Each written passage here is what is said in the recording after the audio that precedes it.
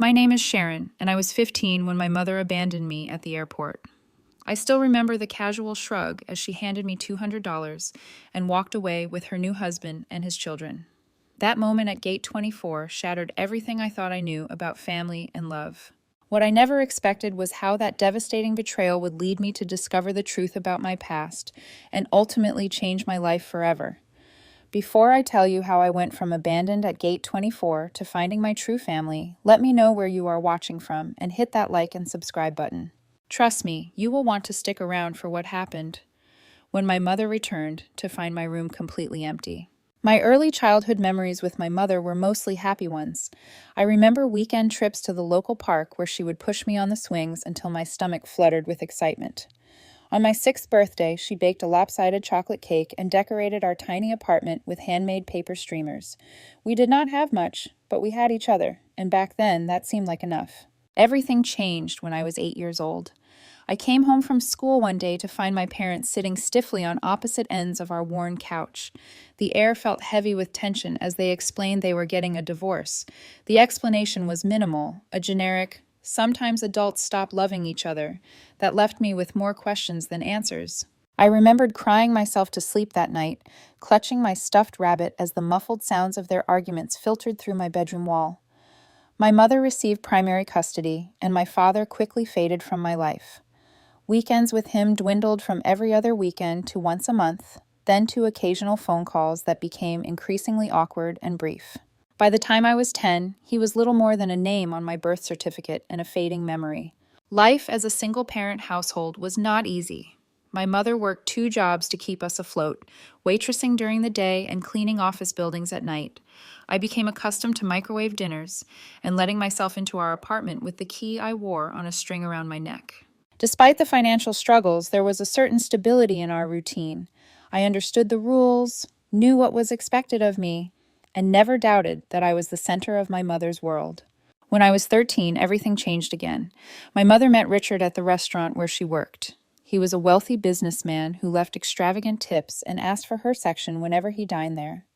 I still remember the first time she mentioned him, her cheeks flushed with excitement as she described his expensive suit and the way he looked at her like she was someone special. Their romance progressed with whirlwind speed. Within 6 months, Richard had proposed with a diamond ring so large it looked comically out of place on my mother's work-worn hand. Before I had time to adjust to the idea of having a stepfather, we were moving into his sprawling suburban mansion, complete with a pool, home theater, and more bathrooms than I could count. The house came with 3 additional residents, Richard's children from his previous marriage. Olivia was 14, just a year older than me, with a perpetual look of disdain that made me feel instantly inferior. Jackson was 12, quiet and withdrawn, barely acknowledging my existence. The youngest, Zoe, was 10 and initially the most welcoming, though that friendliness quickly faded once we were all under the same roof. From the beginning, it was clear that I did not fit into this ready-made family. Richard was polite but distant, reserving his genuine smiles and affection for his own children. Family dinners became exercises in discomfort as Richard and my mother discussed private schools, country club memberships, and vacation homes, topics from a world I had never been part of. When I spoke, my comments about school or books were met with polite nods before the conversation shifted back to the stepchildren's accomplishments in tennis, debate club, or piano recital. What hurt most was watching my mother transform.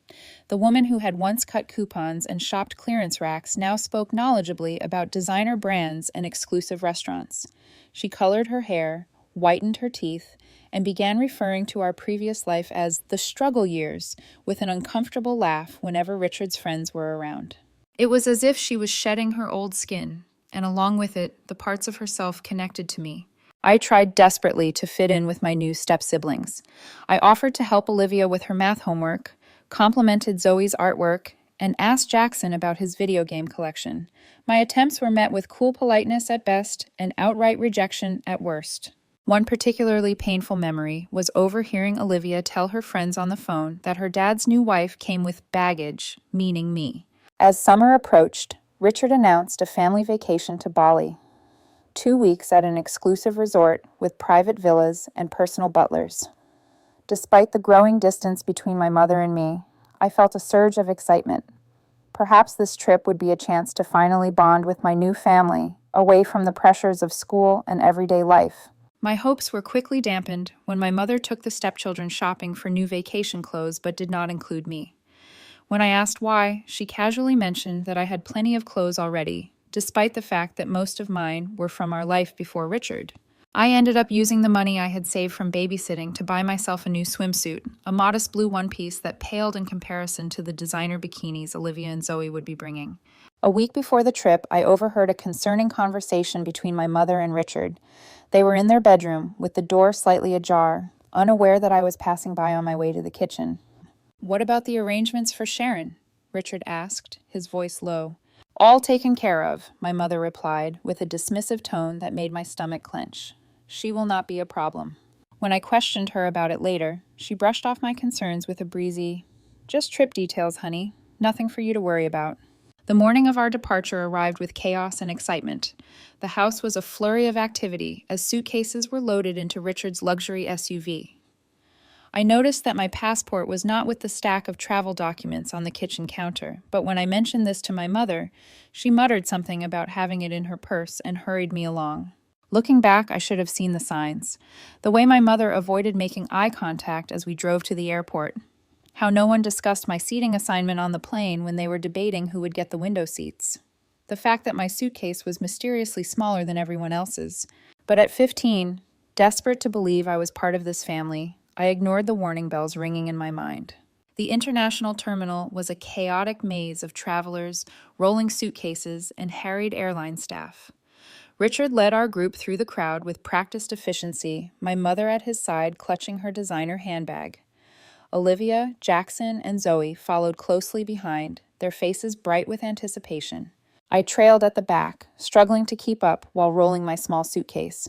When we reached the check-in counter, Richard presented the passports and confirmation details to the airline attendant. I noticed he handed over 5 passports, not 6. A knot formed in my stomach as I watched boarding passes being distributed to each family member, except me. "Excuse me," I said, stepping forward. "I think you forgot my boarding pass." The airline attendant looked confused. "I only have 5 passengers listed for this reservation." Richard cleared his throat. "Your mother needs to speak with you about that. We will go ahead to security." As the stepchildren and Richard moved away with the luggage cart, my mother took my elbow and guided me to a quiet corner near a gift shop. Her face wore an expression I had never seen before, a strange mix of detachment and mild annoyance.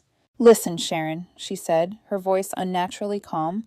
"There has been a change of plans. You are not coming with us to Bali." The words hit me like a physical blow. "What? Why? Did I do something wrong?" She sighed, glancing over at Richard and the children waiting by the security line. "Richard thinks this should be a trip just for us and his kids. A chance to really bond as a family." "But I am family too," I protested, my voice cracking. "I am your daughter." "Do not make a scene," she hissed, digging into her purse. She pulled out a wad of cash and pressed it into my hand. "Here is $200. You can figure it out. Just take an Uber home." I stared at the money in disbelief. "You are leaving me at the airport alone? I do not even have a house key." She gave that casual shrug that would haunt my dreams for years to come. "Mrs. Peterson next door has the spare. You will be fine. You are mature for your age." Tears welled in my eyes as the full reality of what was happening crashed over me. "Mom, please, you cannot do this."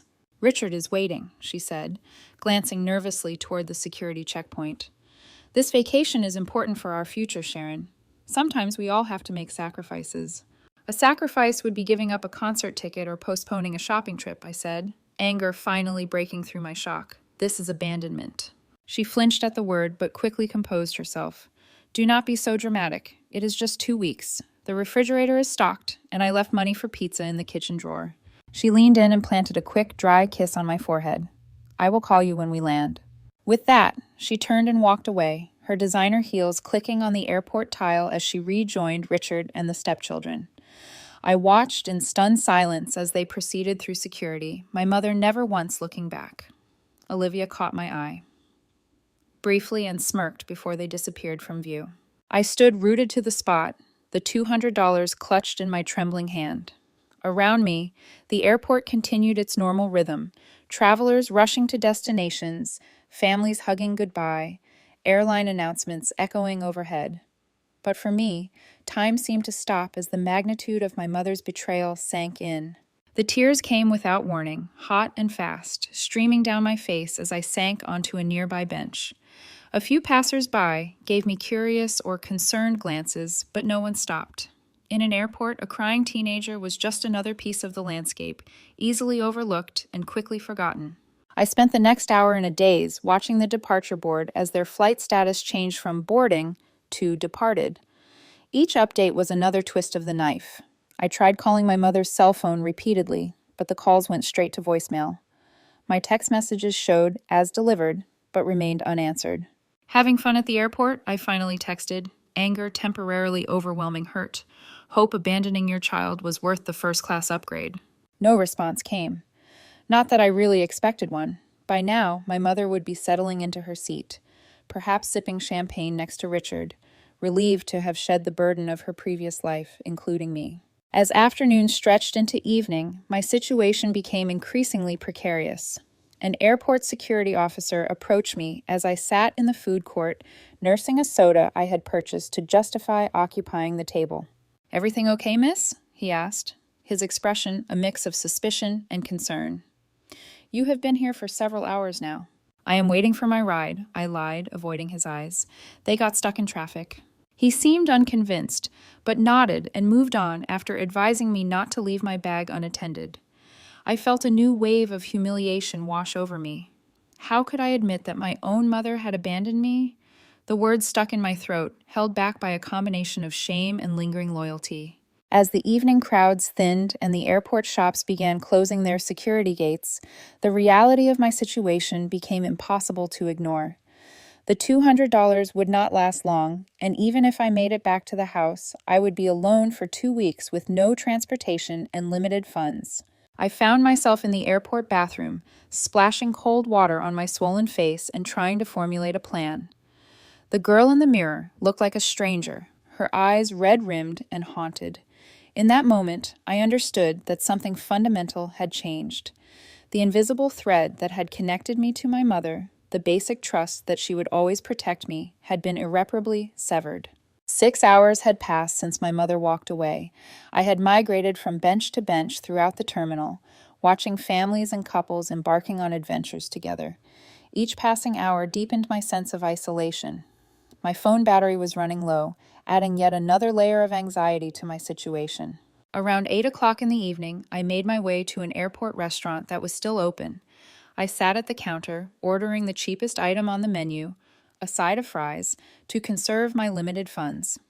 The server, a woman with kind eyes and a name tag that read Gloria, brought my food and then paused, studying my face. "You okay, honey?" she asked, her voice gentle. "You look like you have been crying." I attempted a smile that felt more like a grimace.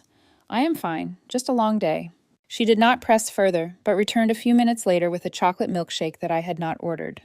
"On the house," she said with a wink. "Whatever is going on, sugar and chocolate never hurt." Her small kindness nearly undid me. I thanked her through the lump in my throat and slowly ate while scrolling through my phone contacts, looking for someone, anyone, who might help. My list of options was depressingly short.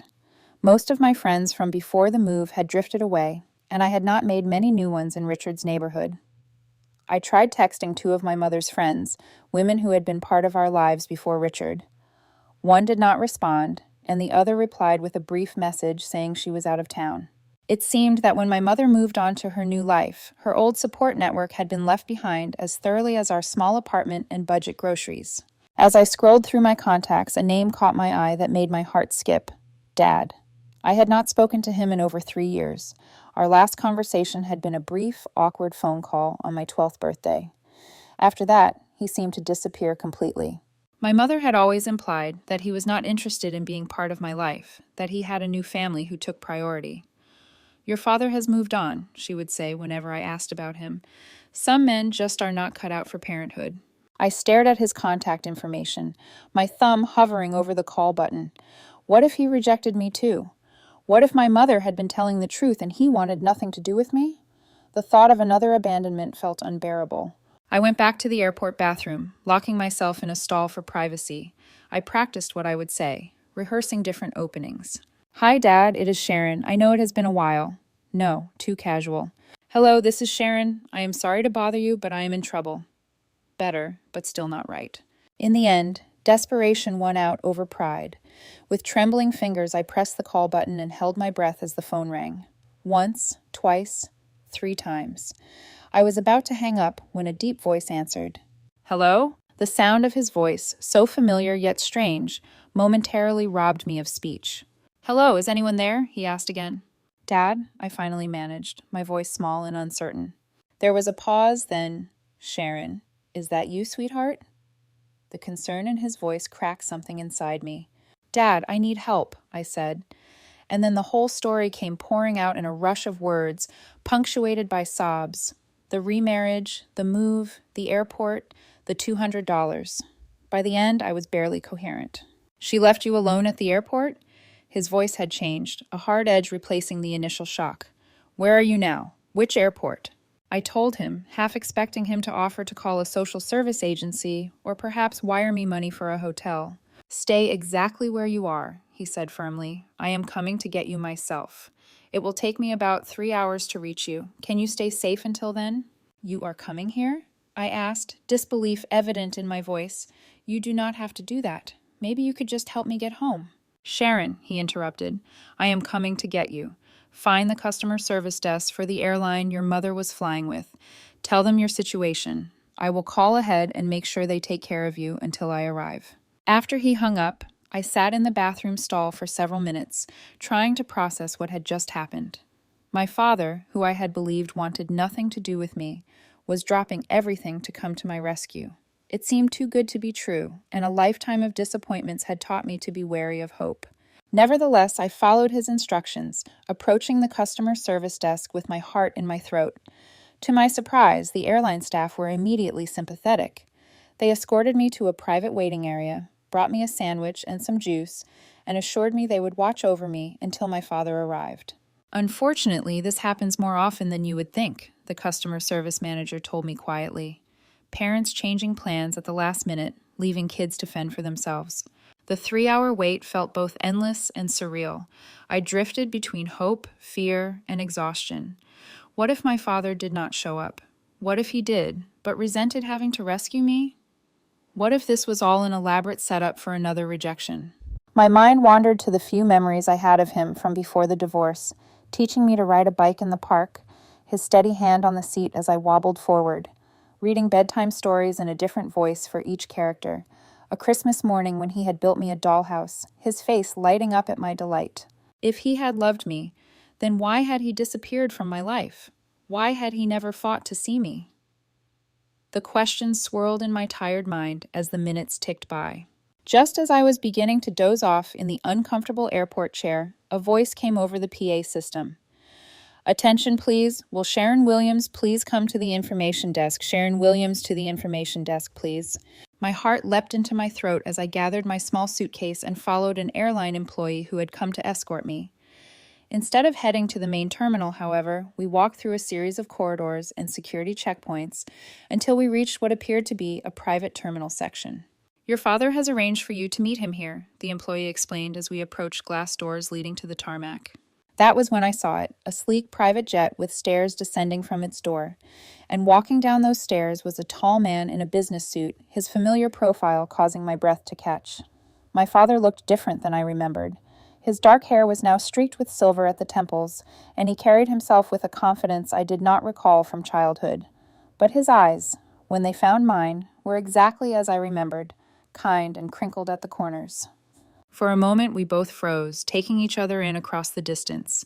Then he strode forward, closing the gap between us in seconds. He stopped just short of embracing me, uncertainty written across his features. Sharon, he said, his voice thick with emotion, I cannot believe it is really you. I did not know what to say or do. Part of me wanted to throw myself into his arms like the little girl who used to greet him at the door. Another part, the wounded teenager who had felt abandoned by both parents, held back. He seemed to sense my hesitation.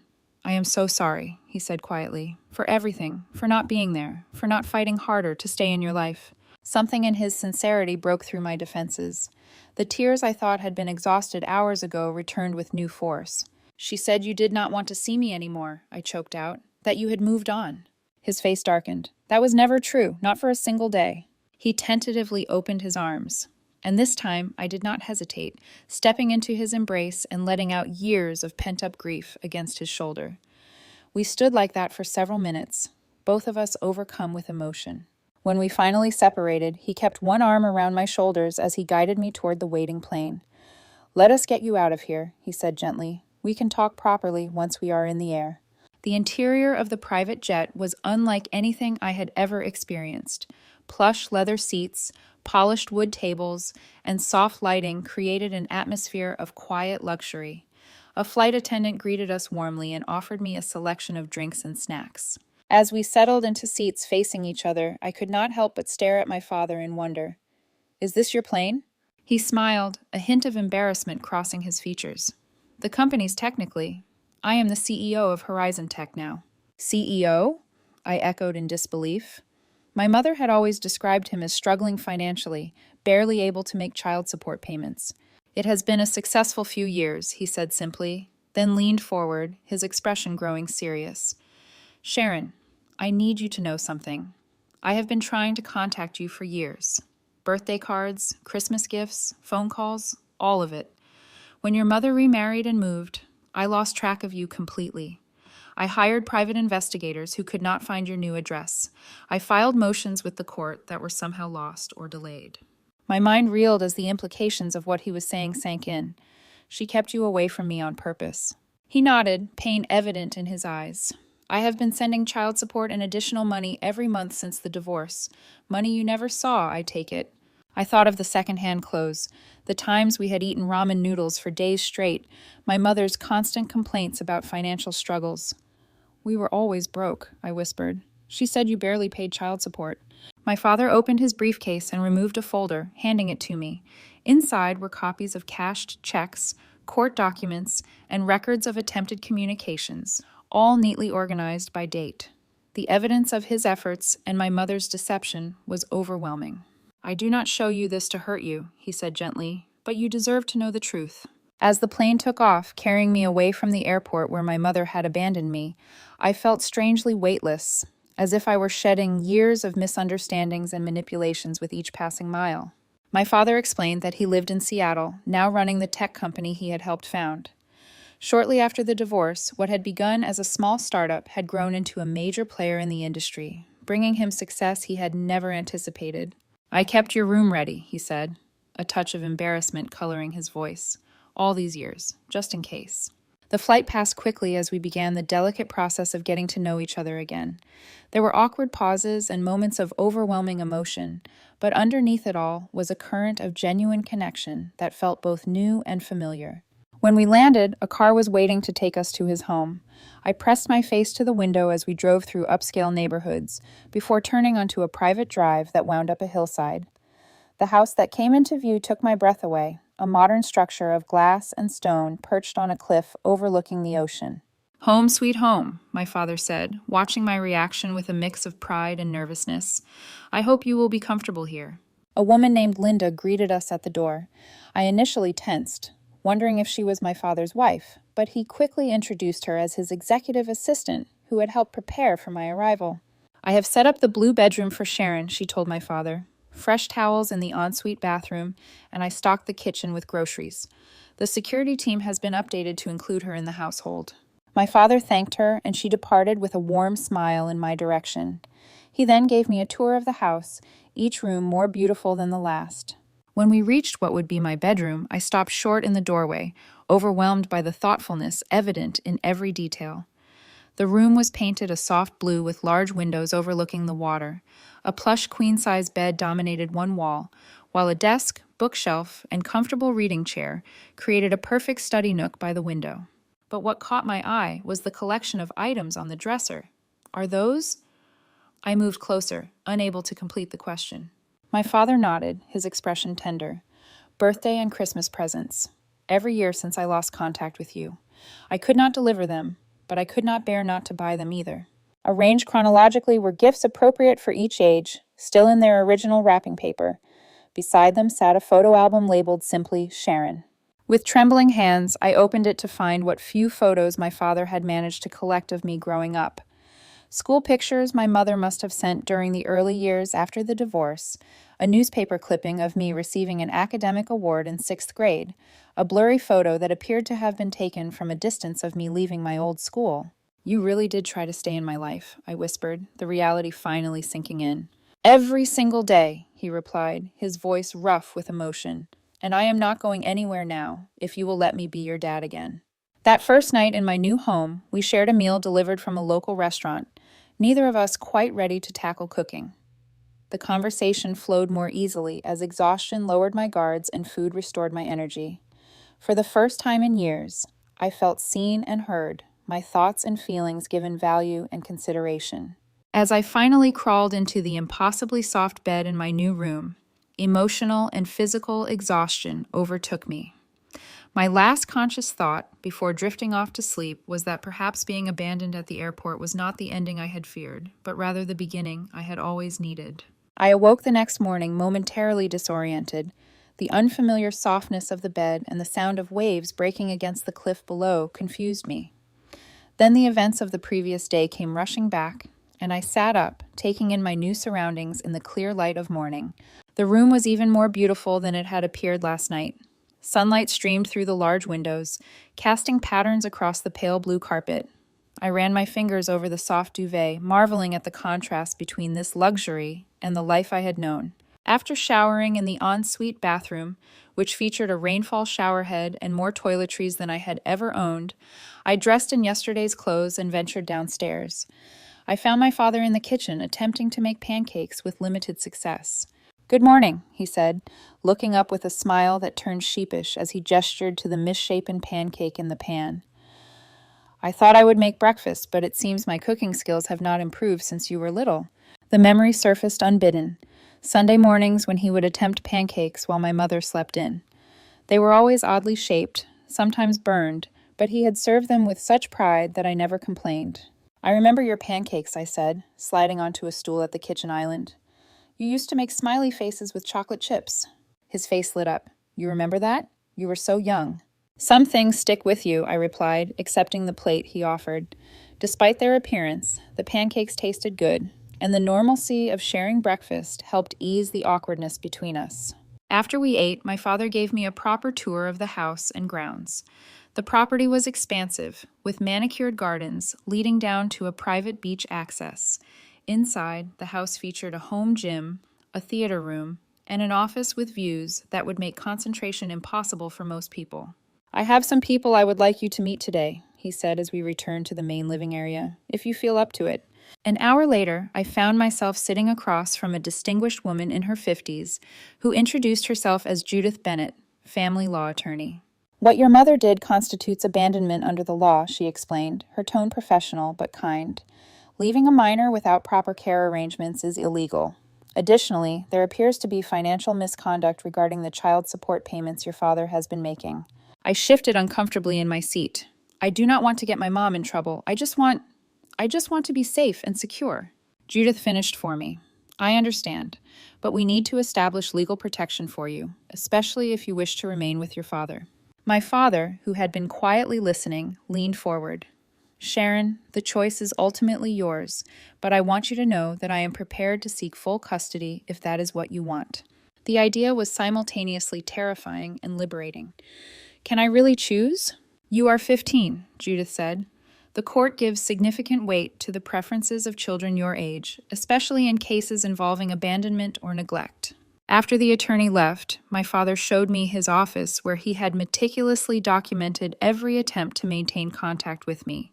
There were copies of court filings seeking visitation, records of calls to my mother that went unanswered, and even emails to my school that had apparently never reached me. "She threatened legal action if I tried to contact you directly," he explained, showing me a letter from my mother's attorney dated 3 years ago.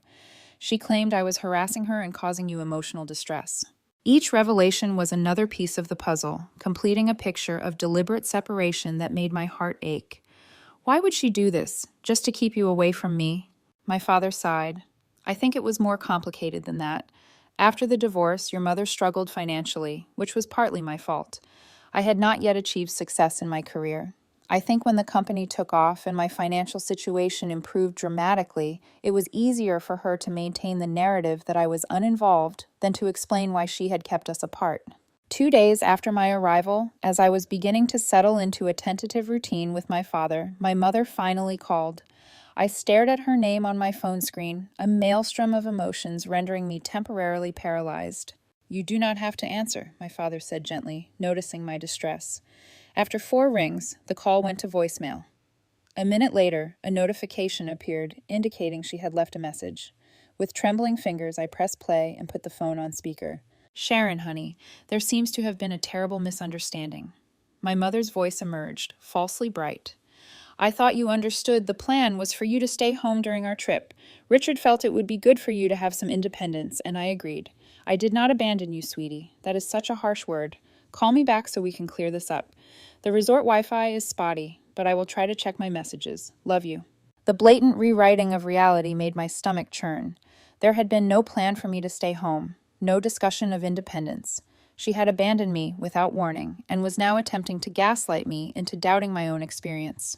"Classic," my father muttered, shaking his head. "She has not changed at all." I decided not to return the call. Instead, with the support of Judith Bennett and my father, I made the decision to stay in Seattle permanently. The attorney began the process of filing for a change in custody, gathering evidence of my mother's abandonment and financial misconduct. With the immediate legal matters in motion, my father turned his attention to practical concerns. "You need clothes, school supplies, whatever personal items you want," he said. "We can go shopping today if you feel up to it." The shopping trip was surreal. Accustomed to thrift stores and clearance racks, I was overwhelmed by my father's insistence that I choose whatever I liked without checking price tags. By the end of the day, I had a new wardrobe, a laptop for schoolwork, and a phone with unlimited data, a sharp contrast to the restricted plan my mother had grudgingly provided. That evening, sitting on the deck overlooking the ocean, my father and I had our first truly deep conversation about the divorce and the years of separation. "Why did you and Mom split up?" I asked, the question that had haunted me since I was 8 years old finally finding voice. He was quiet for a long moment, gathering his thoughts. "The simplest answer is that we wanted different things from life. Your mother wanted financial security and social status above all else. When my first business venture failed, she saw me as a disappointment rather than a partner facing temporary setbacks." "And you?" I prompted. "I wanted a true partnership, someone who would weather the storms with me, not abandon ship at the first sign of rough waters." He looked at me, his eyes sad. "I never wanted to leave you, Sharon. That was the hardest part. Your mother used her custody rights as a weapon, gradually restricting my access until I was effectively cut out of your life. As the days passed, we made plans for my future. My father contacted the best private school in Seattle, arranging for me to start when the fall semester began. A child psychologist was engaged to help me process the abandonment and years of manipulation.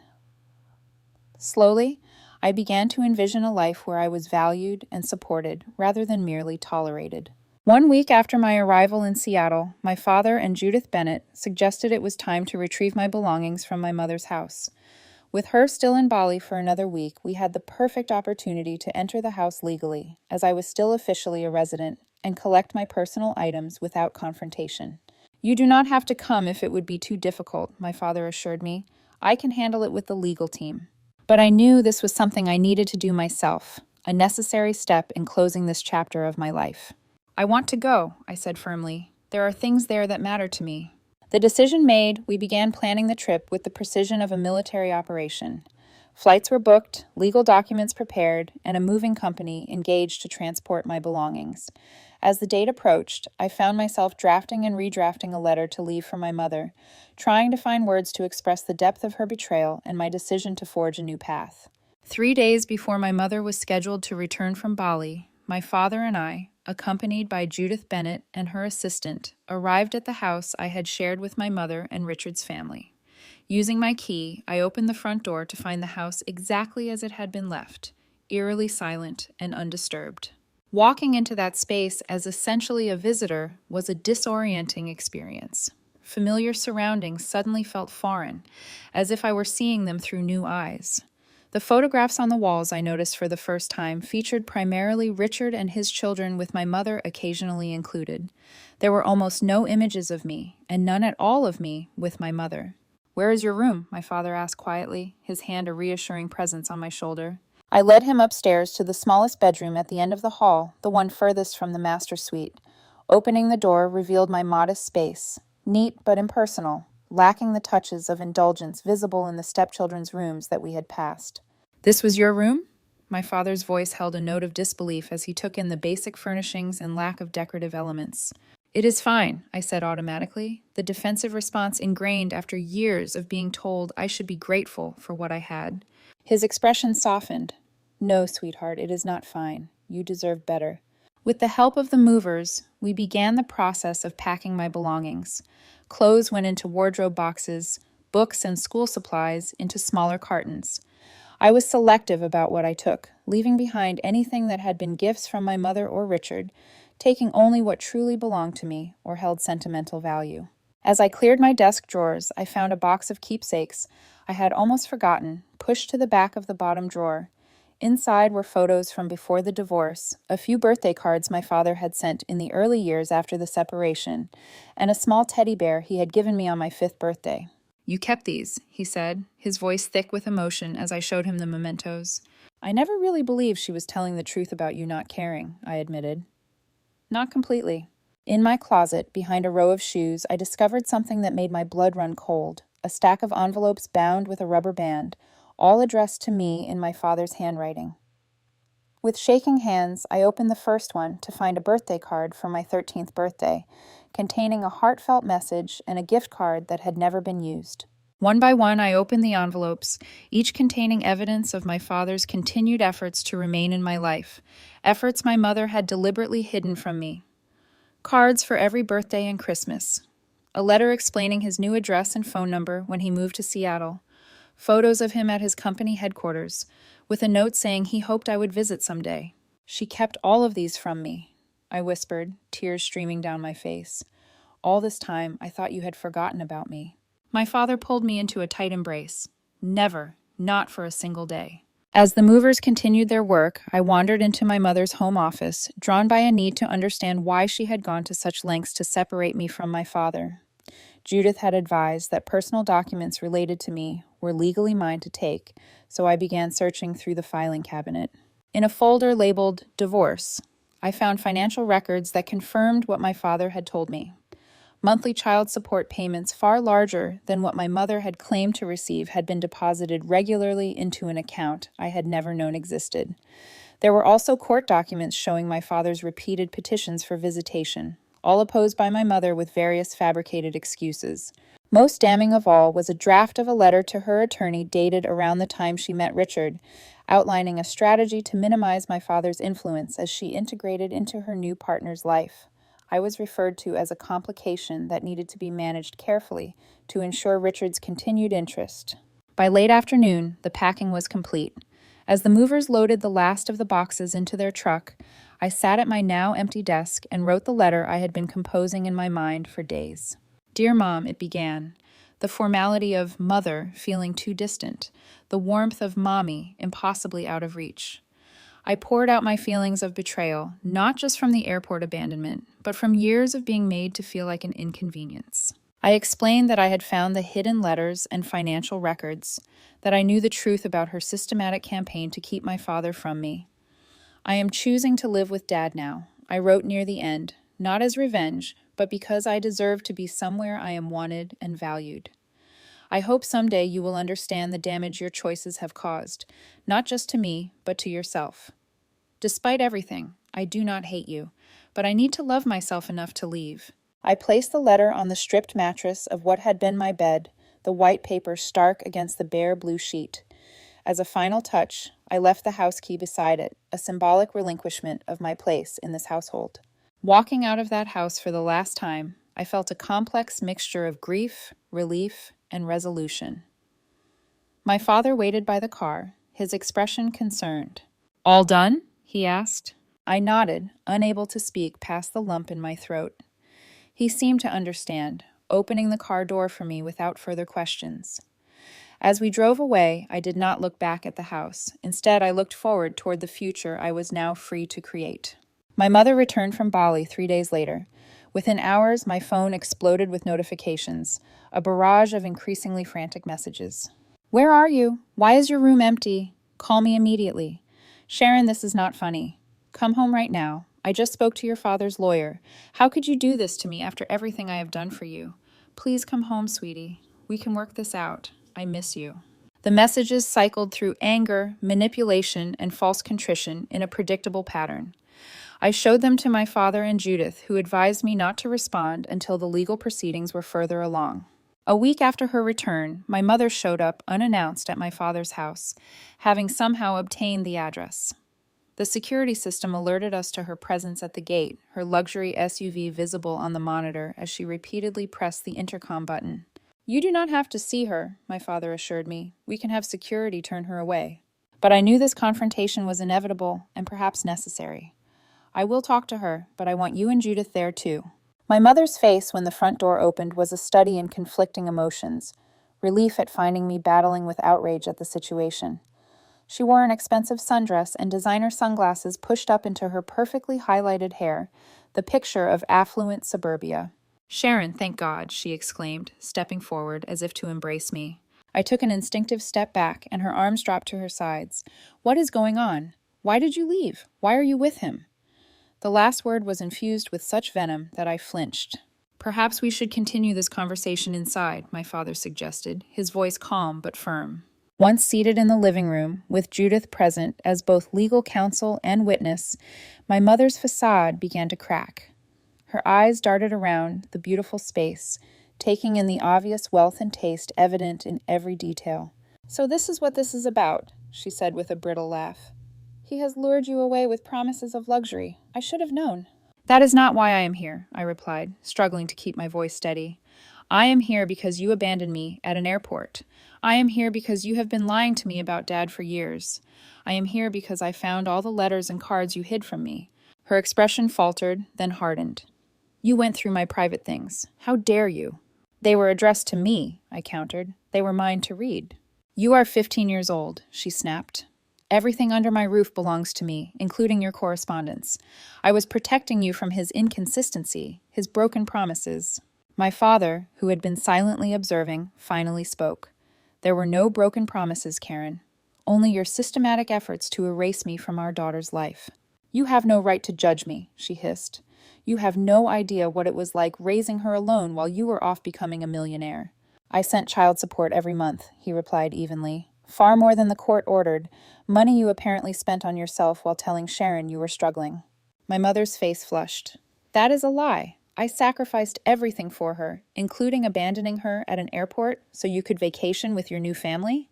Judith interjected, her professional tone making the accusation even more damning. For a moment, my mother seemed at a loss for words. Then her eyes narrowed as she turned back to me. I did not abandon you. I gave you an opportunity for independence. If you had just gone home as instructed, none of this drama would have been necessary. The blatant rewriting of reality made my chest tight with anger. You left me alone at an international airport with $200 and no house key. You did not tell me to go home until you were walking away. You did not answer my calls or texts. How is that an opportunity? You are twisting what happened, she insisted, though her voice had lost some of its conviction. My father leaned forward. Karen, we have security footage from the airport. We have witness statements from airline staff. And we have the text messages you sent Sharon after the fact trying to cover your tracks. The color drained from my mother's face. You are building a case against me. You want to take my daughter and throw me in jail too, after everything we meant to each other. This is not about punishment, Judith explained. This is about establishing what is in Sharon's best interest going forward. She has expressed a clear desire to live with her father, and given the circumstances, the court is highly likely to honor that wish. My mother's composure crumbled entirely then, tears streaming down her face as she turned to me. Sharon, please. I made a mistake. I was wrong, but you cannot leave me for him. We are a family. We stopped being a family when you decided Richard and his children were more important than me, I said quietly. Maybe even before that, when you started lying about Dad. It was not like that, she protested weakly. Then what was it like? I asked. Help me understand why you would hide Dad's letters, lie about child support, and then abandon me for a vacation. She opened her mouth, then closed it again, apparently unable to formulate a justification even she could believe. Finally, she whispered, "Richard thought it would be better if you stayed home. He said the resort was really for adults and his children, who were used to that lifestyle. I was afraid of losing him." The raw honesty was somehow more painful than her earlier attempts at manipulation. "So you chose him over me." "I chose financial security," she countered. "Do you have any idea what it is like to be a single mother with no money? Richard offered us a better life." "He offered you a better life," I corrected. "I was just excess baggage." Before she could respond, the front door opened and Richard himself strode in, his face tight with anger. "Karen, this has gone on long enough. Get in the car now." My father stood immediately. "How did you get past security?" Richard ignored him, focusing on my mother. "I told you not to come here. You are just making things worse. Our lawyer said not to have any contact." My mother seemed to shrink under his gaze, her brief moment of honesty evaporating as she reverted to the compliant wife. "I just wanted to see Sharon." "And now you have," he said dismissively. "Let us go." As my mother rose to follow him, I called after her. "Is this really what you want, Mom? Someone who treats you like a child and me like an inconvenience?" She paused, conflict evident in her expression, but Richard took her elbow firmly. "The car, Karen. Now." The last image I had of my mother that day was her back as she walked away, just as it had been at the airport. But this time, I was not the one being left behind. In the aftermath of that confrontation, my father's legal team filed for a restraining order after Richard attempted to enter the property again. The following day, the court granted the order and a temporary custody arrangement was put in place, pending a full hearing. The hardest part was accepting that my mother had chosen her new life over me, not just once at the airport, but repeatedly over the years, with each hidden letter and each lie about my father. The girl who had once believed she was the center of her mother's world had to confront the painful reality that she had been, at best, an afterthought. The months following my mother's dramatic visit were challenging but transformative. Adjusting to life with my father involved creating new routines, establishing boundaries, and learning to trust that his presence in my life was permanent. I began seeing Dr. Eleanor Wilson, a therapist specializing in adolescent trauma and parental abandonment. Our weekly sessions provided a safe space to process the complex emotions surrounding my mother's betrayal and the years of manipulation. "What you are feeling is entirely normal," Dr. Wilson assured me during one particularly difficult session. "Anger, grief, relief, guilt, they can all coexist. Healing is not linear." With her guidance, I began to understand that my mother's actions reflected her own brokenness rather than my worth. This realization did not excuse what she had done, but it helped me carry the burden with less self-blame. "People who are whole do not abandon their children," Dr. Wilson explained. "Your mother's choices speak to her limitations, not yours." My father enrolled me in Westlake Academy, one of Seattle's premier private schools, for my sophomore year. The transition was both exciting and intimidating. After years of being the outsider in Richard's home, I was wary of forming new connections, but to my surprise, I found myself making genuine friends for the first time in years. Zoe and Aiden, twins who shared my love of literature, adopted me into their friend group with an ease that felt almost suspicious at first. Haley, a gifted artist who recognized my tentative attempts at sketching, offered to teach me proper techniques during lunch periods. Slowly, I began to lower my defenses, allowing these new friends glimpses of my true self. "You are different from when you first came here," Zoe commented one afternoon as we walked home from school. "Less guarded." "I guess I am learning that not everyone has an agenda," I replied, the insight surprising even me. Building a relationship with my father was a delicate dance of rediscovery. We were simultaneously getting to know each other as we were now and reconciling memories of who we had been. Sometimes the past and present aligned perfectly, like when he remembered my childhood love of stargazing and installed a telescope on the deck. Other times, the years of separation created unexpected gaps, moments of disconnect that reminded us of all we had missed. "I wish I had been there for your first day of middle school," he said one evening as we looked through photos I had brought from my mother's house. "Your science fair projects, your first crush." "We cannot get those years back," I told him, surprising myself with the role reversal, me comforting him. "But we have now, and the future." He squeezed my hand, his eyes suspiciously bright. "When did you get so wise?" Trauma has its benefits, I joked, the dark humor a sign of my gradual healing. 6 months after I moved in with my father, the court granted him full legal custody. My mother, represented by an expensive attorney Richard had hired, fought the decision initially, but eventually agreed to the arrangement after Judith presented the overwhelming evidence of abandonment and financial misconduct. The judge ordered my mother to repay the misappropriated child support funds and established a structured visitation schedule that would begin only after I completed a certain number of joint therapy sessions with her. It was more consideration than she deserved, in my opinion. But my father gently reminded me that maintaining some relationship with her might be important to my long-term emotional health. You can be angry with her, even hate what she did, without severing the connection completely, he advised. But the choice is ultimately yours. I will support whatever you decide. I agreed to the joint therapy, though the first few sessions were excruciating. My mother vacillated between tearful apologies and subtle attempts to justify her actions. Her narrative had shifted from denying abandonment to framing it as a misguided attempt to please Richard, as if that somehow made it less damaging. I just wanted us to have security, she repeated often. I was afraid of ending up alone and broke. So you made sure I ended up alone at an airport instead, I responded during one particularly tense session. Over time, I established firm boundaries with my mother. I would not return to live with her, regardless of promises or emotional appeals. I would not pretend the past had not happened. I would not allow her to rewrite our history to ease her guilt. These terms were non-negotiable, and slowly she seemed to accept them. My father remained remarkably neutral throughout this process, never speaking ill of my mother despite everything she had done. When I asked him about this restraint, his answer stayed with me. Hating her would only hurt you, he explained. You are half her, whether we like it or not. Besides, she gave me you, and for that I can forgive almost anything. The first holiday season with my father and his extended family, grandparents and cousins I barely remembered, was a revelation. The genuine warmth and inclusion I experienced stood in stark contrast to the performative family dinners at Richard's house, where I had always felt like an unwelcome guest. My paternal grandmother, a vibrant woman in her 70s, pulled me aside during Christmas dinner. You have your father's resilience, she told me, her eyes crinkling with affection, and his heart. But that spark, that fire, when you talk about things that matter to you, that is all your own. High school graduation came 3 years later, my father beaming with pride as I delivered the valedictorian address. My mother attended, sitting awkwardly in the row behind my father and his parents.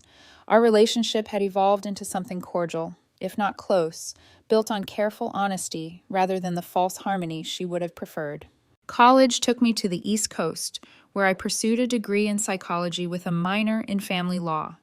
The distance from both parents allowed me to define myself beyond the dynamics of their divorce and the drama of my teenage years. I discovered passions and strengths I might never have recognized had my life continued on its previous path. In my junior year, I interned with a nonprofit organization supporting children of divorce, using my experience to help others navigate similar challenges. This work eventually led to my career path, developing programs for family courts to better consider children's needs during custody proceedings. The journey toward forgiveness was long and nonlinear. Some days, the memory of my mother's casual shrug as she abandoned me at the airport still had the power to steal my breath. Other days, I could acknowledge her humanity, her flaws, and her limited capacity with compassion rather than bitterness. Forgiveness does not mean what happened was okay, my therapist had explained years earlier. It means you are choosing not to let it consume your future. On my 25th birthday, I wrote my mother a letter expressing this hard-won understanding. I have learned that people can only give what they have within themselves to give, I wrote. Your capacity for unconditional love was damaged long before I came along. Recognizing this has freed me from expecting what you could never provide. Her response was surprisingly self-aware. You deserve better than what I could be as a mother, she wrote back. I am sorry for that every day. When I married at 28, my father walked me down the aisle with tears in his eyes. From the moment you called me from that airport, all I wanted was to see you happy and whole, he whispered, before giving my hand to my soon-to-be husband. Look at you now. My mother attended the wedding with her new partner, Richard long gone after their eventual divorce. She participated appropriately, but without attempting to claim credit for the woman I had become, a restraint that reflected her own growth over the years. As I built my own family, I carried forward the lessons from both parents, a roadmap of what to emulate and what to avoid. From my father, I learned the patient persistence of true love and the courage to begin again after loss. From my mother, I learned the importance of self-sufficiency and the danger of placing status above authentic connection. The airport abandonment, which once defined me, gradually became just one chapter in a much longer story. A pivotal moment, certainly, but not the conclusion.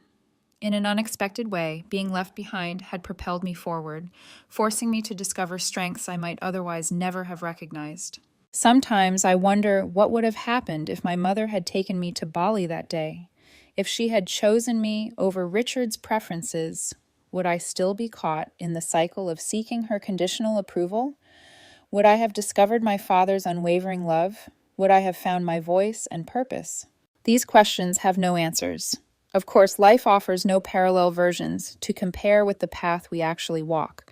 All I know with certainty is that families are defined not by biology or legal documents, but by the consistent choice to show up, to value, to prioritize one another. My father taught me that. My mother, in her absence, confirmed it. If you have ever felt abandoned or betrayed by someone who should have protected you, know that your worth was never determined by their failure. Their limitations are not your destiny. Family can be found and created in unexpected places if you remain open to connection, even after heartbreak. Thank you for listening to my story. If it resonated with you in any way, please like this video and subscribe to my channel for more reflections on resilience and healing. Share with someone who might need to hear that abandonment shapes but never defines us. Have you ever had to create boundaries with family members who hurt you? I would love to hear your experiences in the comments below. Remember, your story matters, and you are never as alone as you might feel in your darkest moments.